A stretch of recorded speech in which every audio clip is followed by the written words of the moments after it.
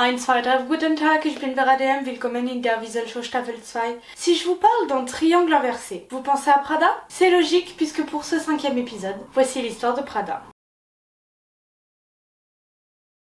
C'est en 1913 que la marque Prada fut créée à Milan par un artisan du nom de Mario Prada en ouvrant une boutique dans la galerie Vittorio Emanuele II. Il se fait connaître en vendant des pièces et des créations dans des cuirs d'excellence aux familles aisées d'Italie. Puisque ses créations plaisent tant, en 1919, il reçoit le brevet de fournisseur officiel de la Maison royale d'Italie. Mario Prada mourra en 1958, mais l'entreprise reste aux mains de sa famille. Des années plus tard, en 1978, sa petite fille, Miuccia Prada, reprend avec son mari, Patrizio Bertelli, les rênes de la maison. Miuccia Prada est plutôt du côté de la direction artistique et des créations, et son mari autour de tout ce qui est affaires et d'argent. Miuccia Prada conçoit notamment en 1985 les sacs en nylon révolutionnaires. Les sacs sont en Pocono. C'est du nylon mais travaillé comme de la soie. Elle intègre au sein des créations de la maison d'autres matières innovantes et techniques telles que des boutonnières aimantées ou même des semelles aérodynamiques moulées. En 1979, les chaussures font leur entrée dans les articles proposés de la maison, suivis du prêt-à-porter femme en 1988 et du prêt-à-porter homme en 1993. La même année, Miuccia Prada et son mari créent la fondation Prada. Prada sort également une ligne de vêtements de sport en 1998 sous le nom de Prada Sport. En 2000 est annoncée la création de Prada Beauty avec l'annonce de parfums.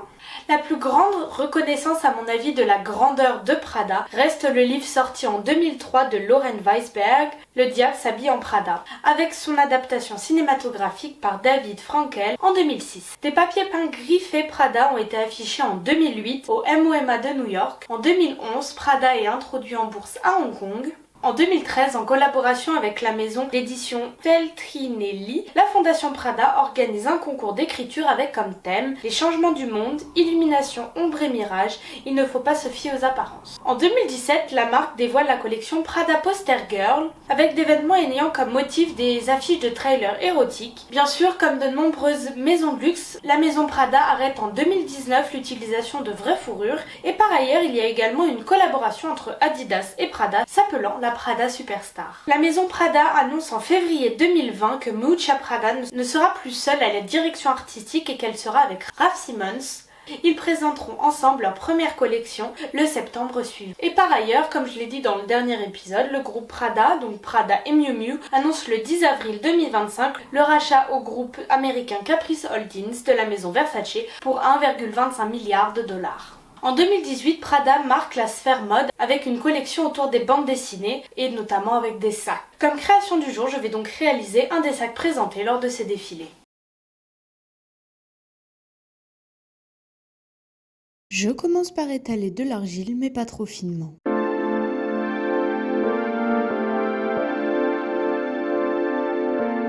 Je coupe les bords pour que ce soit plus propre.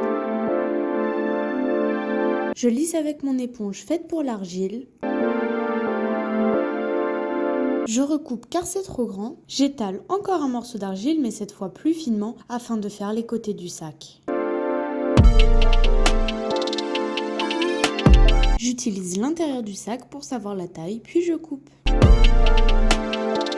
Maintenant j'étale de l'argile pour faire le dessous du sac.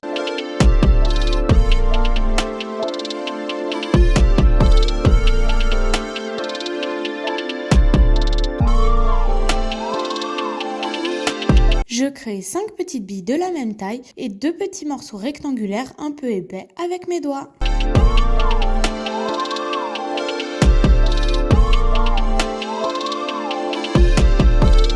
Je place ensuite sur chaque face du sac 5 morceaux de fil de fer dans la longueur avec de l'argile pour que ça tienne un minimum. Ils serviront ensuite lors de l'assemblage. Je mets donc également 3 morceaux de fil de fer dans la longueur. Il y a un lapsus d'un temps car il n'y a pas d'image mais j'ai recouvert les 5 petites billes avec le morceau d'argile qu'on avait préparé comme dessous du sac. À travers ce morceau, dans chacune des petites billes, je plante un morceau de fil de fer épais et solide. Et ensuite, je place comme sur la vidéo l'intérieur du sac sur le fil. Sur l'intérieur du sac, j'ai rajouté de chaque côté un petit rectangle. Puis, je place mes deux faces comme vous pouvez le voir. J'étale bien finement de l'argile pour faire un rendu bien propre sur chaque arête du sac. C'est surtout visuel.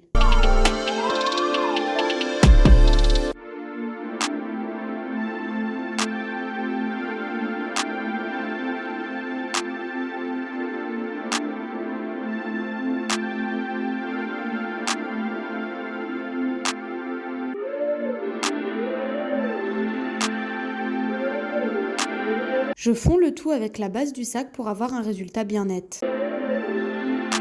Je crée également de petits détails pour la bandoulière comme on pourrait en voir sur une vraie.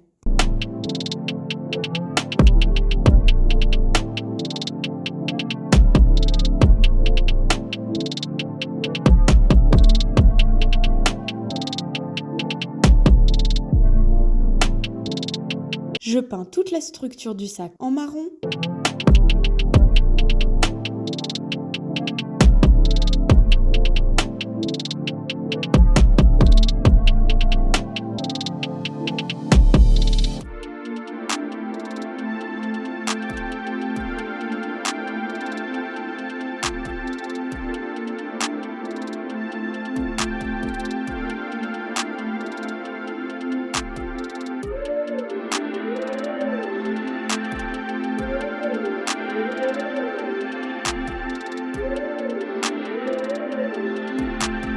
Pour la 5e création de la saison, mais le 3e sac en argile, je trouvais que c'était le sac parfait à reproduire et que ça changeait du sac Prada en nylon. Bon, j'ai décidé de créer un sac un peu vintage, j'ai pas gardé cet aspect tout lisse. Bon, ça c'est parce que j'ai eu différentes difficultés en créant et il fallait que je trouve une solution. Au niveau de la couleur du sac, je suis assez mitigée. Je pense que j'aurais dû faire une couleur un petit peu plus claire pour le marron. Sinon, j'ai trouvé que la technique pour coller avec le papier, c'était vraiment une superbe idée parce que vraiment ça l'aide beaucoup trop long de refaire le dessin, la peinture, les détails. J'ai pas envie de dire que c'est la fin de cet épisode, mais c'est la fin quand même. Donc, danke für Zusehen, das war Vera DM für der Wieselshow. Tschüss.